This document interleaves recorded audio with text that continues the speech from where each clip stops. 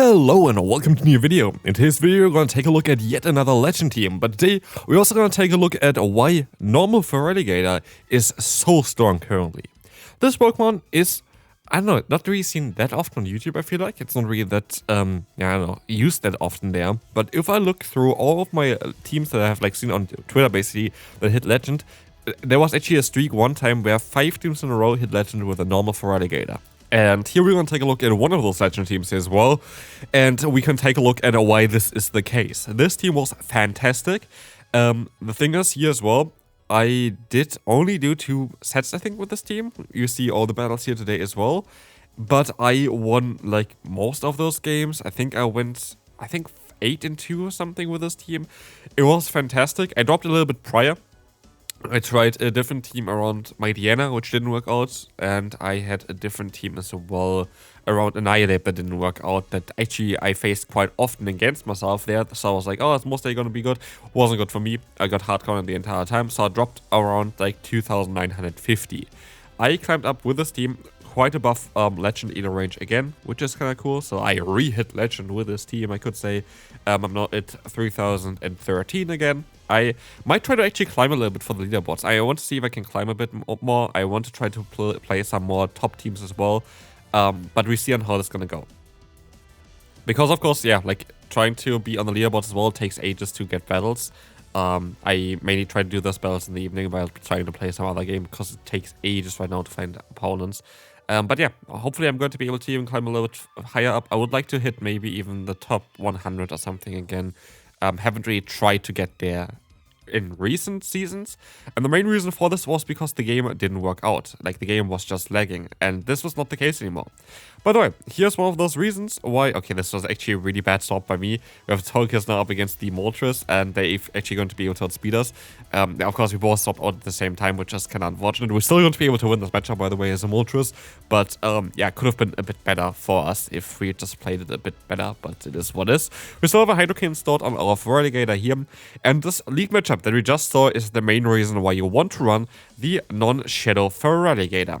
Non-Shadow Feraligatr is going to be able to win against those Mud Steppers, like the Kanto Marowak that does a lot of damage, especially in the 2-shit scenario. You need to have the non-Shadow version of this one in order to win in this matchup. And while Shadow version of Feraligatr is still a very solid Pokemon, I feel like this matchup against that Pokemon is just so needed to win that you kind of have to try to run the non-Shadow one in order to have a chance there.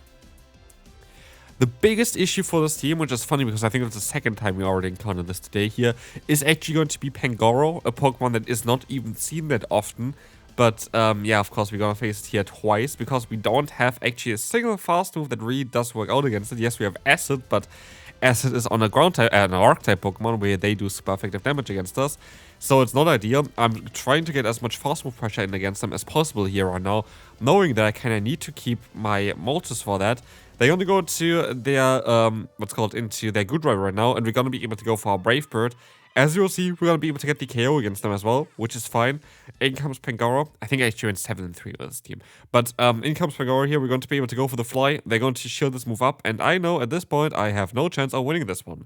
I do think I should try to catch the move because it's going to be that Night Slash, but then again, if I catch the move, the opponent would be able to knock me out straight away. I expect that there's a Talonflame in the back, but the close combat is getting me low enough, but they actually don't even have the Talonflame. They have a Florges in the back, and with that, we're going to lose this battle here. So, let's take a look here at the next opponent. We're going to have a very interesting team here. We're going to have a team around the Annihilate, and this might be even the team that I wanted to showcase. Let's find out. It's going to be Empoleon, never mind, it's not. There's a team basically around Annihilate, but just going to give it out now as well because I'm not going to make a video towards it because it didn't work out for myself. It might work out for you though. But in Legend Eater range, I encountered a ton of times Shadow Annihilate, Third Save Swap, and Carbink in the back. I tried on myself, it didn't work out for me, but could definitely work out for you, so definitely maybe give it a try there. Anyway, Empoleon is going to go down here from the Moltres. In comes the Annihilate. We would be able to use a shield here. Ice Punch is coming through. We're going to be able to shield this move up, and we can go for the Fly soon, which then would allow us to knock out the opponent. Let's see here. Ice Punch coming in, going to knock us low. We're going to be able to go for another charge move yet again. This is going to be the Fly, getting the KO. And in comes the Fearow. Fearow we can still deal with the Cradily, but we have to be a bit mindful because this Pokemon outspeeds us a lot of times. But weirdly enough, the opponent decides to just go ahead and stays in here. Lets us go for the charge move first before them throwing, and this actually is such a big difference because now they're debuffed and the Drill Peck is not going to be enough to two-shot us anymore, which would have been the case previously, but like this, they're going to lose the battle. If they would have went straight for the Drill Peck, where they would have definitely outsped us, they would have been able to definitely win this battle. But like this, we are going to be able to win this one, and we're going to be able to move on now to the next opponent, where we will face Empoleon. This is going to be a matchup that we can still, of course, deal with. We are going to be able to go ahead and go for some Hydro Cannons against them, but they sub out into the Malamar. I go still for Hydro Cannon in order to kind of get them low, because, of course, I want to go into my Moltres now. Moltres can go for the full farm down here, but I will invest a 1 shield here for the Superpower. I know that Superpower does a lot of damage. I know that they're going to get 2 anyway, and I'd rather shield up the first one. That is going to then, yeah, just going to do less damage now, which is going to be fine. I know that there's still the Empoleon, but against Empoleon, I'm not too scared about this Pokemon either yet, because we have still a lot of fast move pressure with our Moltres, and while Fly is going to be resisted, we're still going to be able to chunk away the health of the opponent, and I could even try to catch the move onto the Feraligatr. If this is a Hydro Cannon, which it is definitely going to be the case, we even survive and still get to our own Hydro Cannon in time, and this was such a crucial play, because now we're going to be able to put them into range for the Moltres. They swap out into the Altaria. I should have swapped out later. Should have waited out the clock a little bit more. This was a bit of a silly play by me, for sure. But like this, we are going to be able to now go for another Fly, get the shield, and swap out into my Cradily. And Cradily is going to be able to seal the deal now. They decide to forfeit, and we can move on to the next opponent, where we will face Guzzlord. Guzzlord is going to be up here against us. This is going to be a matchup where you can go for the Ice Beam against the opponent as well. This is looking quite solid for us. As we will see here, we are going to be able to now go for the swap out into the Cradily, which will allow us as well to just take those Brutal Swings a bit easier. We have neutral fast move pressure, unlike the Shadow Claw of our Feraligatr. And like this, we're going to be able to take those hits and still retaliate with those Rock Tombs, which is going to be very important for us, that we're going to be able to get those Rock Tombs off. As now we are going to see here as well, there's going to be that Fearow coming back in. I have to go for the Rock Tomb. I think it's worth for me shielding here in order to get the debuff onto them as well as the shield. And with this, we also would put them in either the range for a Fly plus the Sucker Punch or the Ice Beam. And we decided to go for a Fly plus Sucker Punch, which is alright. We're going to see here that they're going to go straight for the charge move anyway. I know that they're going to outspeed us, so I didn't really try to go for the CMP die here. I tried to overfarm a bit, and I actually tried to fully farm them down. This was an interesting play, a play that kind of was a bit risky with the Guzzlord still in the back, but at least we are going to be able to still get the KO here against that Guzzlord with a Fly. Guzzlord was a Pokemon that I needed to kind of get rid of anyway, so I'm not too sad about it, but of course they were able to catch the move. And weirdly enough here in this battle as well, like the opponent plays it all a little bit weird. We're gonna get still to a Hydro Cannon before they knock us out, which should have never been the case. Like they would have had easily the option to go for another charge move in time. They let the next move go through as well here, and I have no idea what they try to do. I have literally zero clue on what they try to do. It's not going to work out no matter what they try to do here. We're going to be able to win this battle. Don't know why they just get rid of their Dedenne like this. But yeah, here's again the one matchup that really makes the normal Feraligatr better, but they swap out anyway, going into the Dunsparce. I actually gave them a free fast move here, which is really unfortunate. Like this is the thing as well. If there's one fast move, like let me know actually down below in the comment section, what is the worst fast move for you to count? For me, it is by far a rollout based on the animation, because the animation just does not make any sense. It really just does not make any sense whatsoever. And so, yeah, as you can see, we are going to be able to go ahead and go for the Rock Tomb against the opponent here still, go for the full farm down, but they swap out into the Dunsparce, allowing us to get a little bit of damage into them before I can swap back out. Which Pokemon do I go into? I actually go into my Feraligatr, because I think that my Moltres is going to be a better time against the Marowak than against the Feraligatr here. I am going to be able to use a shield. It's going to be a Sludge Bomb from the opponent. It's looking quite good for us so far.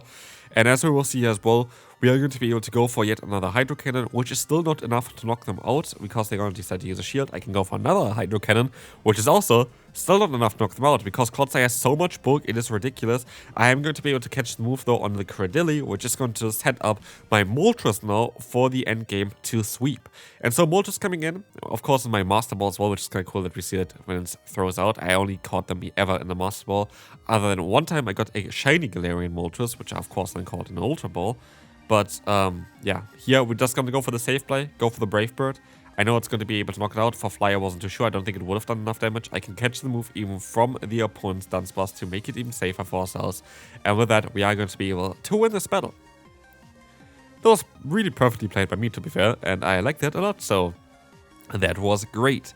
But yeah, against, for example, by the way, other matchups where Feraligatr in this form is a bit better. For example, in the one-shot scenario, you're going to be able to win against Clodsire. You're going to be able to win against Florges, which you're not going to be able to do otherwise. You're going to win against Tinkaton. You're going to win against Togekiss. And those are very important matchups for you because it's very important Pokemon. There are, of course, some matchups that are going to be worse if you're not Shadow, which is mainly the matchups where, like, the fast move pressure is more important, like the Empoleon matchup. There's going to be the Shadow version just a little bit better. In the two-shot scenario, the Shadow version is quite better generally, but you're basically going to be able to force shields easier with the non-Shadow version here in the Zero Shields. And this is exactly kind of what you want to play out as well with it. In the Zero Shield scenario, you win 5 extra matchups compared to the Shadow version if you are running the non-Shadow version. Of course here, you're going to be able to win against Florges, Fortress, Ferd, Greninja, Jellicent, and Wigglytuff, which are all Pokemon that are quite tough to deal with. So this is basically the way you want to play it. This Pokemon is going to be Feraligatr, it's going to be able to catch shields early on, it's going to be able to have better lead matchups basically with the non-Shadow bonus, which is kind of funny, and with that you're going to be able to use your other Pokemon late game to sweep the opponent, and this is kind of what you want to do with it. As you will see here, there's going to be a Fly coming through against the Altaria. We have still, I think, the Ice Beam stored on the Feraligatr, like one away. Ice Beam is coming through, knocking them out, winning us this battle here already, as we're going to be able to win, maybe even with all 3 Pokemon left. Let's see here, Guzzlord is going to be able to knock us out. It is most likely going to be able to knock us out. We're going to have still, of course, enough pressure with my backline in the back anyway. We have the Cradily. They can go for another Body Slam if they really want to, but this Acid is going to be enough to knock them out already, and we can move on to the next opponent, where we will face a Diggersby in the lead. And this is going to be a matchup where we have to go for 2 Hydro Cannons in order to knock them out, and it's actually not even as ideal. The benefit that we have here mainly is that we are going to be able to go for those Hydro Cannons faster than the opponent can go for their own charge moves. And this is going to be, yeah, very, very interesting, as they're going to be able to now go for another Hydro Cannon. Gonna get the KO. We are shield down, but we have still a lot of health here left. They're gonna have the Dedenne, and this is super important for us, that we were able to align ourselves here guaranteed in the lead, because this allows us now to have Dedenne up against our Cradily, which we need to have it up against.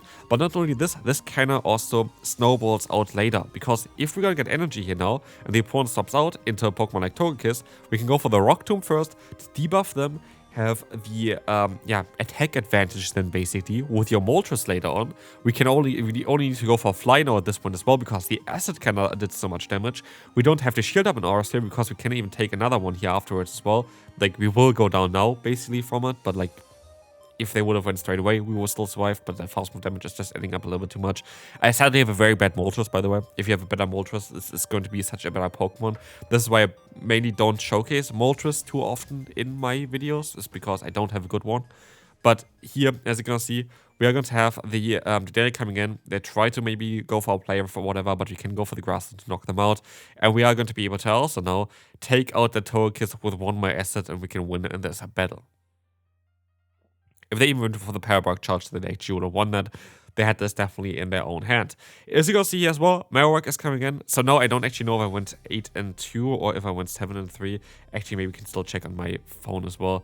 But yeah, we're going to have here the Fortress coming in against us. This is going to be an awkward matchup for this team. Fortress is definitely generally an awkward matchup. We're going to get them kind of low already, and I'm going to try to catch the move basically on my Cradily.